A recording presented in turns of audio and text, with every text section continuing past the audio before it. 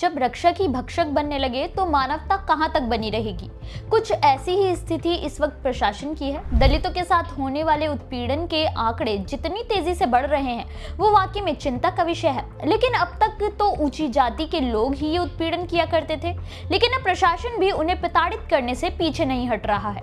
नमस्कार, मेरा नाम है मोहिनी, आप देख रहे हैं भीम सेना। पिछले 24 घंटे में दलितों के साथ होने वाली घटनाओं के बारे में जानेंगे जो इस वक्त सोशल मीडिया पर काफी सुर्खियों में है। दलितों से जुड़ा पहला मामला राजस्थान के भिवाड़ी से है, जहां चोरी का आरोप लगाकर एक 16 साल के दलित नाबालिग बच्चे को पहले तो गिरफ्तार किया गया और फिर उसे इतनी बेरहमी से पीटा गया कि वो अस्पताल में जिंदगी और मौत की जंग लड़ रहा है। ये घटना 21 अप्रैल की है, जब पीड़ित लोकेश को भिवाड़ी पुलिस ने एक सीसीटीवी फुटेज के आधार पर चोरी के आरोप में गिरफ्तार किया था। लेकिन पीड़ित युवक ने साफ कहा कि उसने चोरी नहीं की है, मगर पुलिस वालों ने उसका गुनाह कबूल करवाने के लिए बच्चे को इतनी बेरहमी से पीटा कि उसके पैर टूट गए। यहाँ तक कि पानी में डुबोकर प्रताड़ित किया गया, जिससे उसके फेफड़ों में भी पानी भर गया और उसे आईसीयू में भर्ती कराया गया। वहीं इस मामले में राजनीति गर्मा गई है और नेता प्रतिपक्ष टीकाराम जूली ने पुलिस पर तीखा प्रहार करते हुए बेहद निंदनीय करार दिया है।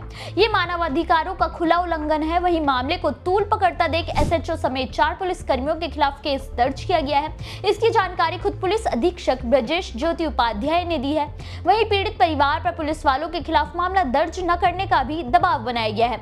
मामले की जांच जारी है। जांच के बाद ही पुलिस वालों के खिलाफ आगे की कार्रवाई की जाएगी। दलितों से जुड़ा अगला मामला उत्तर प्रदेश के अलीगढ़ से है। यूपी में दलितों की स्थिति इतनी बद से बदतर होती जा रही है कि शायद उन्हें अब खुद ही ये समझ नहीं आ रहा है कि वो कैसे रहें, कि जातिवादी आतंकियों के निशाने से बचकर रहें।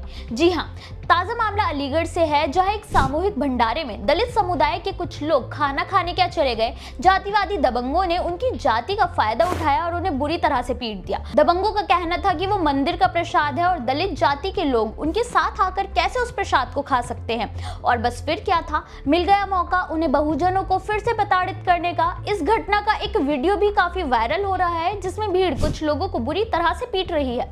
हालांकि अभी तक इस मामले में पुलिस के शामिल होने की कोई जानकारी नहीं है और न ही वीडियो के वायरल होने के बाद अभी तक कोई संज्ञान लिया गया है। ऐसा लगता है जैसे पुलिस वाले भी दलितों का मामला होने के कारण काम बंद करके बैठे हुए हैं। हैरानी की बात तो ये है कि एक तरफ तो योगी सरकार दलितों के सम्मान की बात करती है, तो वहीं दिन दहाड़े दलितों को पीटा जाता है, लेकिन उसके बाद प्रशासन हाथ पर हाथ रखकर बैठा हुआ है। फिर भला कैसे मिलेगा दलितों को न्याय? इसका जवाब कौन देगा? दलितों से जुड़ा अगला मामला भीम आर्मी चीफ चंद्रशेखर आजाद को लेकर है, जिन्होंने इन दिनों गोदी मीडिया को बुरी तरह से घेरना शुरू कर दिया है। जी हाँ, इस वक्त वो अमेरिका के दौरे पर हैं। तो वहीं 2027 के यूपी विधानसभा चुनाव को लेकर हाल ही में कुछ अखबारों और मीडिया चैनलों द्वारा यूपी चुनाव 2027 का सर्वे किया गया था, जहां एक तरफ आजाद एक्शन मोड में है। उनकी रैलियों में लाखों की संख्या में लोग दूर दूर से जा रहे हैं। उन्हें अगले सीएम पद का दावेदार माना जा रहा है। तो वहीं हैरानी की बात यह है कि मीडिया ने इस सर्वे में उनकी पार्टी को शामिल तक नहीं किया, जो कि गोदी मीडिया की घृणित सोच को दर्शाती है। अब इस मुद्दे पर आजाद ने जातिवादी मीडिया को अच्छे से रिमांड पर लेते हुए बहुजन समाज से अपील की है कि वो गोदी मीडिया के झूठे सर्वे पर भरोसा करने के बजाय अपनी मेहनत पर भरोसा रखे। उन्होंने ये भी खुलासा किया है कि ये मीडिया हाउसेस बिना डोनेशन के नहीं चलते और आजाद समाज पार्टी के पास उन्हें नाजायज डोनेशन देने के लिए पैसे नहीं है। बड़ी बड़ी पार्टियां देती हैं, इसलिए उनका प्रचार करते हैं। हालांकि आजाद ने किसी का नाम नहीं लिया, लेकिन हम सभी जानते हैं कि मीडिया किन के इशारों पर चलता है। ऐसे में सवाल ये है कि क्या इन सर्वे से आजाद की लोकप्रियता पर कोई असर पड़ेगा या फिर उससे वो और मजबूती से आगे बढ़ेंगे? हमें अपनी राय कमेंट में जरूर बताएं। दलितों से जुड़ा अगला मामला केरल के कन्नूर से है, जहां डेंटल कॉलेज में दलित छात्र नितिन की 10 अप्रैल को कॉलेज की इमारत से गिरने से मौत हो गई थी। तो वहीं इस मामले में खुलासा हुआ था कि नितिन को उसकी जाति के कारण प्रताड़ित किया जा रहा था, जिसके बाद से ही मामला काफी गरमाया हुआ है। वहीं दलित संगठनों ने एक्शन काउंसिल पर भेदभाव करने का आरोप लगाकर सही से जांच न करने का आरोप लगाते हुए को एक संस्थागत करार दिया था और परिवार के लिए 10 करोड़ रुपए का मुआवजा हाईकोर्ट की निगरानी में जांच करने की मांग की थी। लेकिन जब इस पर कोई प्रतिक्रिया नहीं हुई, justice for Nitin Raj action council समेत कुल 52 संगठन ने 28 अप्रैल को राज्यव्यापी बंद का ऐलान किया है। प्रदर्शनकारियों ने राज्य में रोहित वेमुला अधिनियम को लागू करने की मांग की है, साथ ही कॉलेज की मान्यता को रद्द करने की भी मांग की है।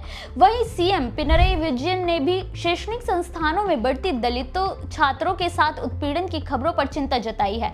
ऐसे में देखना ये होगा कि इस बंद के बाद क्या केरल में दलित छात्रों की हालत में कोई सुधार होगा। दलितों से जुड़ा अगला मामला पश्चिम बंगाल के आरामबाग से है, जहां विधानसभा चुनावों के बीच दलित सांसद पर हमला करने की खबर ने सबके कान खड़े कर दिए हैं। 27 अप्रैल को दूसरे चरण के चुनाव प्रचार के अंतिम दिन आरामबाग संसदीय क्षेत्र से तृणमूल कांग्रेस की सांसद मिताली बाग ने बीजेपी पर सीधा आरोप लगाया है कि चुनाव प्रचार करने से रोकने के लिए बीजेपी के गुंडों ने हुगली जिले गोगाहाट में उनकी गाड़ी पर जानलेवा हमला किया ताकि वो प्रचार स्थल तक ना पहुंच सके। इस मुद्दे पर मिताली बाग ने अस्पताल से ही एक वीडियो जारी किया है जिसमें उन्होंने अपनी दशा भी लोगों को दिखाई है।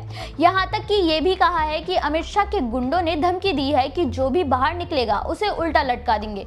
मिताली बाग एक अनुसूचित जाति से आती हैं और बीजेपी राज में दलितों की स्थिति और उनके तरफ प्रशासन का उदासीन रवैया देखकर उन्हें निशाना बनाया गया है। वहीं बीजेपी ने इन आरोपों को सिरे से खारिज करते हुए कहा कि वो इस घटना की जांच चाहते हैं क्योंकि मिताली बाग झूठ बोल रही है। वहीं इलेक्शन कमीशन ने इस मामले में जांच के आदेश जारी कर दिए हैं। अब देखना ये होगा कि इस मामले में क्या रिजल्ट आता है। वैसे आपको क्या लगता है, क्या सच में मिताली बाग को रोकने की ये बड़ी साजिश थी? दलितों से जुड़े इन खबरों पर आपकी क्या राय है, हमें कमेंट करके जरूर बताएं।